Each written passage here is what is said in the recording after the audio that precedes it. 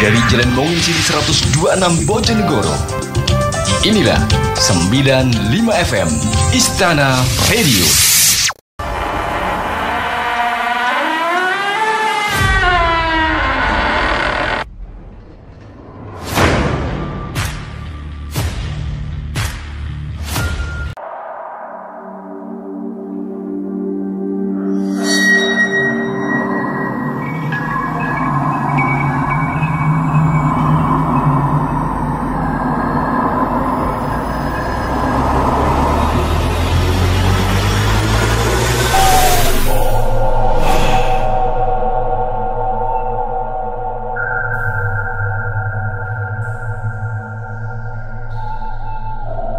Kembali tim Cimat punya cerita. Inilah cerita misteri bersambung. Misteri Ranjang Perawan, bagian yang ke-8.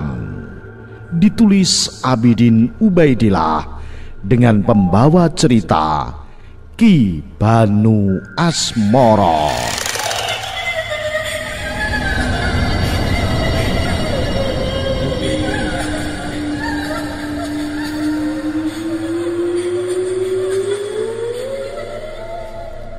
Kita tinggalkan cerita masa lalu tentang Sarjito.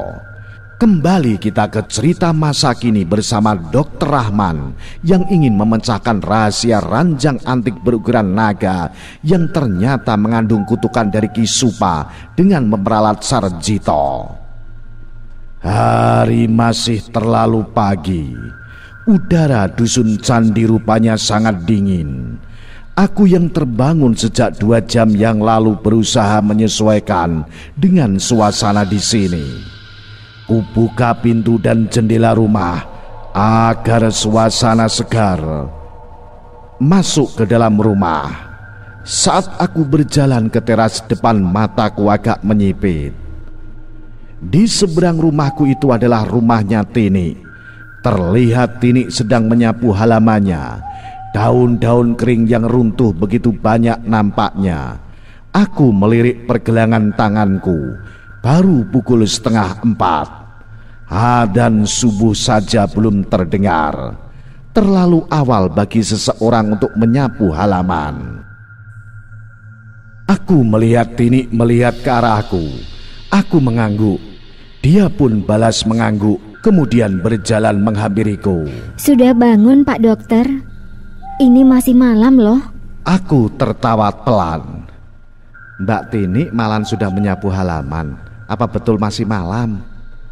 Tini ikut tertawa. Memang harus pagi-pagi begini, Dok. Sebab sebentar lagi saya mulai sibuk. Tidak ada waktu lagi untuk menyapu halaman. Aku mengangguk. Meski aku tidak begitu paham kesibukan apa yang membuat Mbak Tini harus menyapu halaman sepagi ini. Oh iya Pak Dokter, mau dibikinkan sarapan apa? Aku malah diam. Apa ini kerjanya Mbak Wiwin juga? Aku sudah terbiasa menyiapkan sarapan sendiri. Pak Dokter belum ada persiapan apa-apa. Makanya sementara ini Dokter Wiwin meminta saya untuk menyiapkan makan untuk Pak Dokter. Ujar Tini setelah melihat reaksiku yang hanya diam saja. Apa tidak merepotkan Mbak? Tanyaku basa-basi. Tidak kok, sudah biasa Pak Dokter. Saya usaha catering kecil-kecilan untuk orang-orang puskesmas. Oh, begitu. Akhirnya aku mendapat jawaban yang jelas. Berarti kesibukan Tini itu pastinya menyiapkan cateringnya itu. Single parent yang hebat. Terkadang wanita justru lebih kuat dari laki-laki dalam menjalani hidup. Banyak kaum pria yang menyerah saat dihadapkan dengan kehidupan di bawah titik nadir. Sedangkan wanita lebih memilih tegar dan menjalaninya dengan ikhlas. Jadi Pak Dokter mau sarapan apa? Apa aja deh Mbak, samakan saja dengan Dokter Nungki. Mbak Tini mengangguk cepat. Lalu dia permisi melanjutkan tugasnya. Wanita yang cekatan. Melihat hal ini aku jadi membayangkan seperti apa suaminya itu. Beruntung dia mendapatkan istri seperti Mbak Tini. Sayangnya mungkin dia terpengaruh dari luar hingga akhirnya keluarga mereka bubar. Aku baru saja selesai sholat subuh saat pintu depan terdengar ketukan agak keras dan suara Teh Nungki yang memanggilku. Bergegas aku membuka pintu. Ada Mbak Wiwin juga yang menemani Teh Nungki. Aku melihat pakaian Teh Nungki sudah rapi. Sepertinya dia sedang bersiap-siap mau pergi. Memangnya mau pergi kemana dia sepagi ini? Belum sempat aku bertanya, Teh Nungki sudah memberi penjelasan. Teteh pulang cepat ya, Say. Ada KLB di Selincah dan Kasang Pudak. Jadi Teteh mesti kembali pagi ini.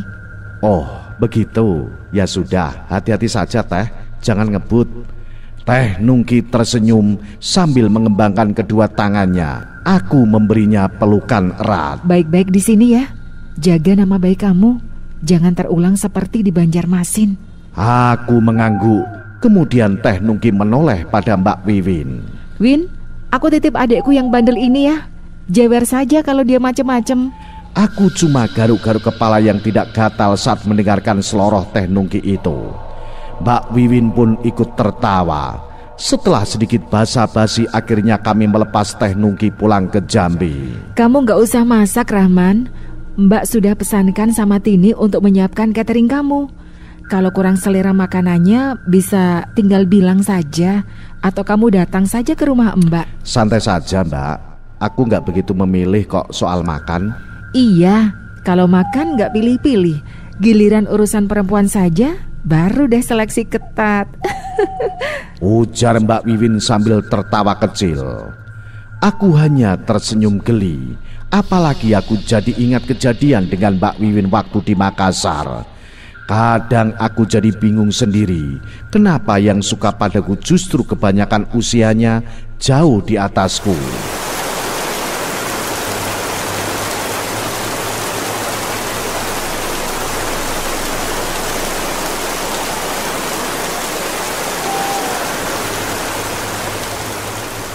Hujan deras sejak sore membuat aku hanya berdiam diri saja di rumah, sembari membereskan barang-barangku, juga menata perabotan rumah yang kurang sesuai dengan seleraku.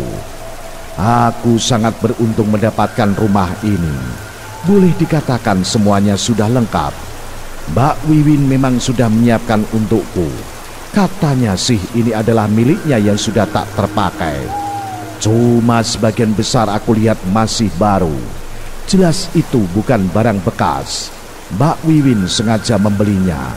Mungkin juga ini permintaan Teh Nungki. Saat aku sedang menyusun buku-buku, terdengar ketukan di pintu. Sempat berpikir juga siapa yang di tengah hujan deras begini datang bertamu, apalagi malam hari. Bergegas aku membuka pintu. Rupanya Tini yang datang dengan payung di tangan kiri dan rantang di tangan kanan. Maaf Pak Dokter, telat nganterin makan malamnya. Hujan deras sekali. Hujan-hujan begini dia masih sempat mengantarkan makan malam buatku. Padahal aku sama sekali tidak merasa lapar. Kepikiran untuk makan malam pun tidak. Sekarang justru Tini datang mengantarkan makan malam buatku. Ayo masuk dulu Mbak, ajakku. Aku mesti mengajaknya masuk. Hujan sangat deras sekali. Tidak sopan juga jika hanya menerima rantang dari tangannya. Aku tak perlu menawari dua kali, Tini langsung masuk. Bahkan seperti di rumahnya sendiri, ia langsung berjalan ke dapur, menyalin isi rantang ke dalam piring dan mangkok, lalu menatanya dengan rapi di meja. Silakan makan Pak Dokter. Ayo kita makan sekalian Mbak.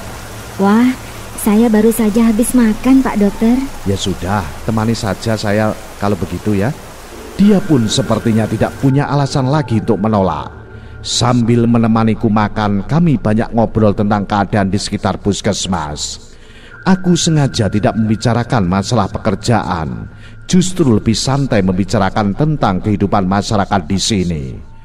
Rupanya Tini juga bukan warga asli, tapi sudah lama menetap di dusun Candi, sehingga dia cukup paham karakter penduduk di sini. Ternyata Tini memiliki sifat yang terbuka. Tanpa aku bertanya tentang kehidupan pribadinya, sudah lebih dulu dia sendiri yang menceritakannya. tentang dirinya yang seorang janda satu anak. Suaminya kabur dengan perempuan lain. Persoalan suaminya yang menuntut ilmu hitam. Pada masalah yang ini aku sangat tertarik dan membuatku ingin lebih tahu permasalahan yang sebenarnya. Memangnya Bang Niko itu belajar ilmu apa sih, Mbak? Kok sampai dibilang sesat? Aku melihat dia tampaknya ragu-ragu menjawabnya. Aku bersikap sesantai mungkin agar tidak kentara kalau tengah menyelidikinya. Saya kurang tahu pasti Pak Dokter. Hanya saja kadang syarat-syarat yang harus dipenuhinya itu aneh-aneh. Akhirnya Tini menjawab juga. Tapi syaratnya tidak sampai meminta nyawa manusia kan? Dia menggeleng. Kalau yang seperti itu rasanya tidak Pak Dokter. Sebab tentunya akan berurusan dengan aparat hukum. Sejenak aku berpikir, apakah Tini mengerti juga tentang hal-hal berbau mistis? Paling tidak dia pernah mendengar dari mantan suaminya. Mbak, apa Bang Niko pernah menyebut-nyebut soal pahat iblis? Aku lihat Tini seperti mengingat-ingat sesuatu. Tiba-tiba terlihat ekspresi cerah di wajahnya. Iya Pak Dokter, saya pernah mendengar dia menyebut soal pahat iblis. Katanya biar sakti dan tidak bisa mati. Aku sangat antusias mendengar jawaban itu. Setidaknya cerita pahat iblis yang dikatakan Bang Rasid bukan pepesan kosong. Ada orang lain juga yang menyebut pahat iblis. Lantas, apa Bang Niko memilikinya, Mbak? Aku sangat berharap mantan suaminya itu memiliki pahat iblis. Jadi pencarianku menemui titik terang. Sayangnya Tini menggeleng. Tidak Pak Dokter, dia selalu menggerutu karena pencariannya nihil. Kira-kira siapa lagi yang tahu mengenai pahat iblis itu ya Mbak? Aku mencoba bertanya lagi.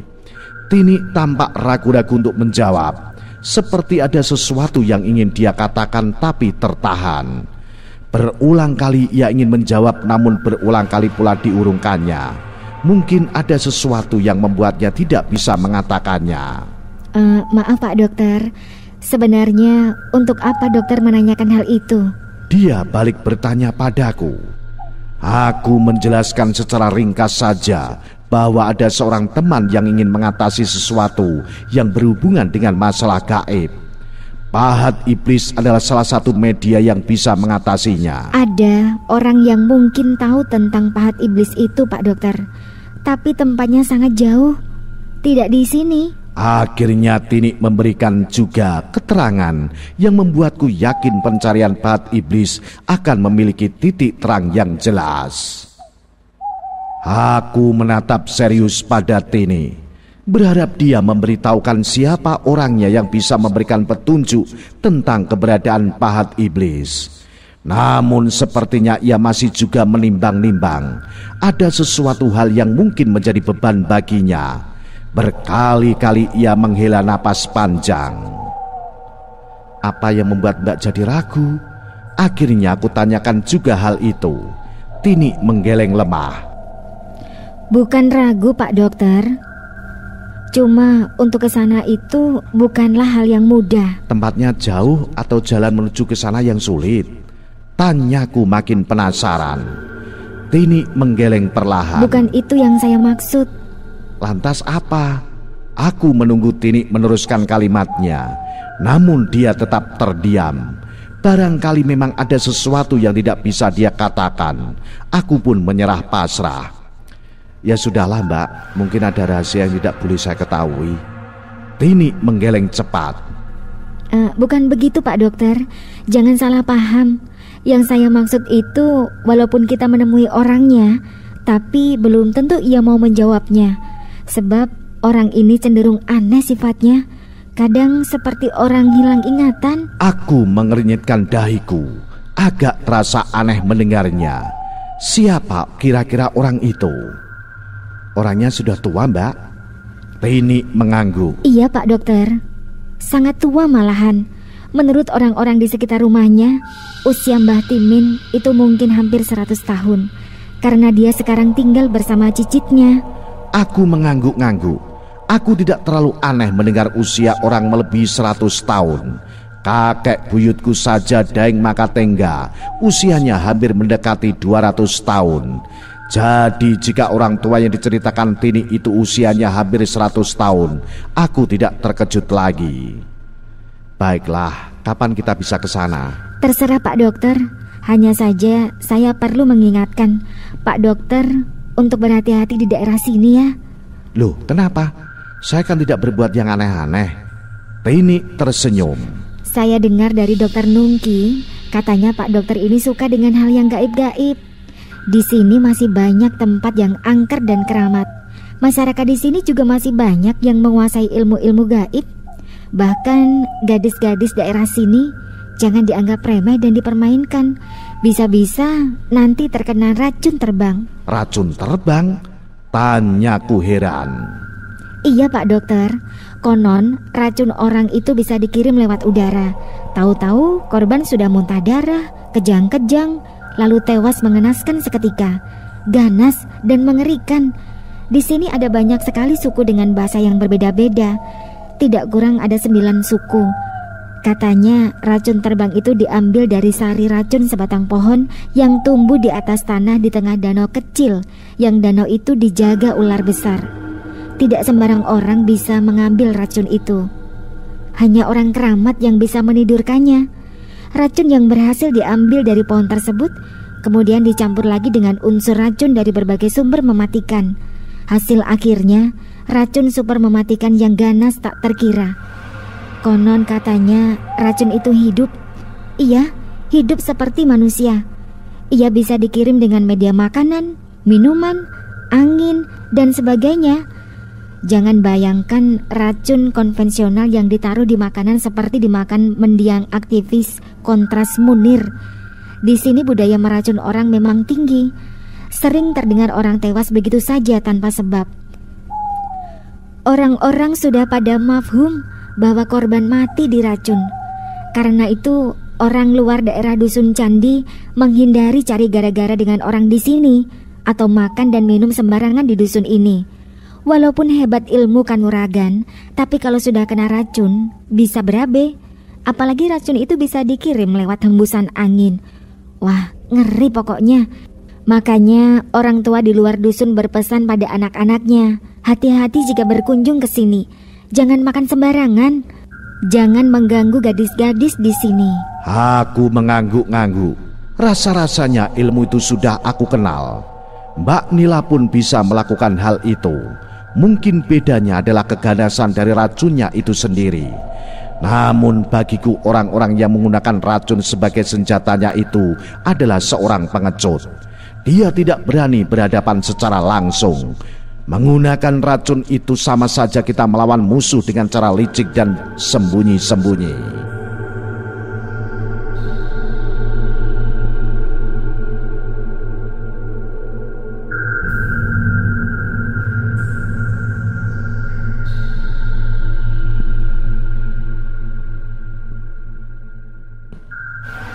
Keesokan sorenya aku dan Tini berencana pergi ke tempat Mbah Timin. Sengaja aku pinjam mobil Mbak Wiwin karena Tini mengajak anaknya. Saat pinjam mobil dan mengatakan kemana tujuan kami, Mbak Wiwin menatap tajam padaku. Kamu itu jangan bikin hal yang aneh-aneh ya di sini. Cukup di Banjarmasin saja kamu bilang hampir 2 tahun gak ada kabar berita. Mbak Wiwin mulai dengan ocehannya. Aku cuma bisa nyengir kuda saja. Menurutku dia terlalu berlebihan. Lagi pula aku hanya ingin bertemu dengan seseorang yang mungkin tahu di mana pahat iblis berada. Kita mampir dulu ke rumahnya Nyai Marti Sirah, ujar Tini saat kami baru saja keluar dari perbatasan dusun Candi. Siapa Nyai Marti Sirah itu, Mbak? Tanyaku heran. Nanti Pak Dokter akan tahu sendiri. Kenapa tiba-tiba Tini mengajak mampir ke sana? Padahal tidak ada dalam rencana untuk mampir kemana-mana. Setelah sampai di rumah Nyai Marti Sirah, aku menatapnya dengan pandangan yang aneh. Entah kenapa aku melihat ada kelainan pada mata wanita tua itu. Sepintas mengingatkan aku pada Datuk Singgalang, orang tua sakti yang memiliki ilmu harimau. Lantas apa ada hubungannya wanita Parubaya ini dengan Datuk Singgalang? Sedangkan Nyai Marti Sirah sendiri tersenyum-senyum saat melihatku. Bahkan terkadang ia tertawa perlahan, membuatku justru merasa aneh dengan sikapnya itu. Anak muda, bukankah kau orang yang ditemui Datuk Singgalang di hutan karet 3 tahun yang lalu? Nyai Martisirah bertanya padaku. Tepat seperti dugaanku, wanita ini pasti ada hubungannya dengan Datuk Singgalang. Aku pun mengangguk sebagai jawaban dari pertanyaannya. Kau sangat beruntung bisa bertemu dan mendapatkan sedikit pelajaran dari Datuk Singgalang. Tidak sembarangan orang bisa berhubungan dengannya, termasuk aku. Kenapa begitu, Nyai? Tanpa aku minta, Nyai Martisirah pun kemudian bercerita. Dahulu kala, ada seorang pangeran muda dari kerajaan Swarna Bumi. Ia sangat mengagumi sosok harimau Sumatera yang ada dalam wilayah kerajaannya. Sosok harimau selalu menjadi lambang kegagahan dan keperwiraan di setiap negara kala itu. Harimau memiliki suara auman yang dapat membuat monyet jatuh dan bisa terdengar hingga seluruh penjuru hutan. Apalagi kekuatannya tidak ada yang dapat menandinginya. Ingin sang pangeran itu memiliki kekuatan harimau sebagai perlambang kesaktiannya. Di zaman itu, orang hanya mampu bersilat harimau saja. Itu pun sudah dikuasainya. Ia tidak puas jika ia tidak menjadi sebagai harimau itu sendiri. Ia ingin dapat berubah sebagai manusia yang memiliki kekuatan harimau. Tapi, siapa gurunya? Karena tidak menemui guru yang mampu memberinya kekuatan harimau yang menjadi impiannya, sang pangeran akhirnya melakukan tapa di sebuah hutan yang terkenal angker dan tempatnya para harimau berkumpul. Tidak pernah ada manusia di kerajaan Swarna Bumi yang berani menginjak hutan itu. Hujan, panas, dingin, dan banyaknya gangguan serta godaan menghampiri sang pangeran tidak menggoyahkan tapanya. Hingga pada hari ke-40 ada sinar merah masuk ke dalam dadanya. Sang pangeran terpental dari tapanya dan perlahan-lahan tubuhnya berubah menjadi sosok harimau. Sakitnya pun dirasakan secara nyata oleh sang pangeran, hingga dia menjadi harimau besar dengan warna kuning terang bercampur putih dan dengan garis hitam yang tegas. Harimau berasal dari sang pangeran itu sebesar sapi dewasa, malahan lebih besar dari harimau Sumatera yang paling besar. Sang harimau itu mengaum dengan nyaring dan menggema seantero hutan. Para binatang tidak ada yang berbunyi, semua senyap. Para raja hutan atau harimau yang menguasai wilayah hutan itu terdiam bersama-sama harimau taklukanya. Nyai Martisirah menghentikan sejenak ceritanya. Sang pangeran yang berwujud harimau merasa puas akan keberhasilannya. Selama 5 hari 5 malam, ia betul-betul menikmati menjadi harimau sungguhan dan bertingkah seperti layaknya harimau.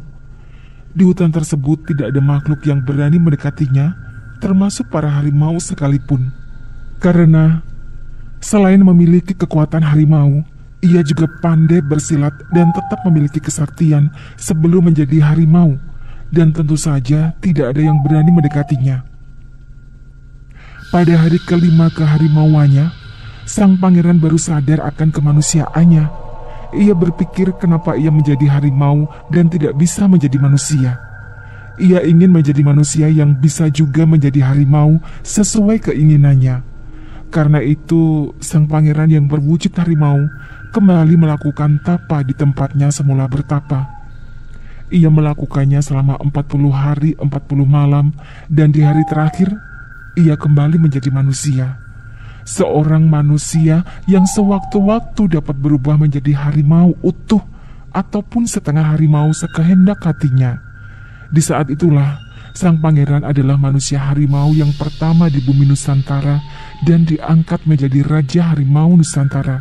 Seluruh harimau di Nusantara takluk dan tunduk pada perintahnya. Wanita tua itu kemudian melanjutkan penjelasannya. Setelah itu ia kembali ke masyarakat manusia dan menjadi pendekar tak terkalahkan. Dari semua pendekar terkenal, tidak ada yang mampu mengalahkannya. Kehebatannya terdengar hingga ke seluruh negeri. Sang pangeran yang juga dikenal sebagai si manusia harimau atau Raja Harimau Nusantara yang kemudian mengangkat 4 orang murid. Di antara para muridnya hanya ada 2 orang yang mencapai tingkat kesempurnaan sebagai manusia harimau, dan yang terbaik adalah muridnya yang berasal dari Pulau Jawa yang bergelar Kiai Ragelung. Kiai Ragelung inilah akhirnya dikenal menjadi salah satu penyebar agama yang piawai dan juga merupakan menantu salah satu dari wali di Jawa.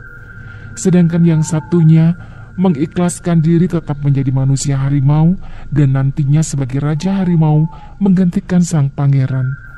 Raja Harimau pengganti ini dikenal sebagai cikal bakal Harimau Cindaku. Hingga sekarang posisi Raja Harimau masih dipegang oleh muridnya sang pangeran. Nah, bagaimanakah kisah selanjutnya? Apa yang akan terjadi? Ikuti terus cerita misteri bersambung. Misteri Ranjang Perawan. Salam Jimatres, salam satu misteri. Au.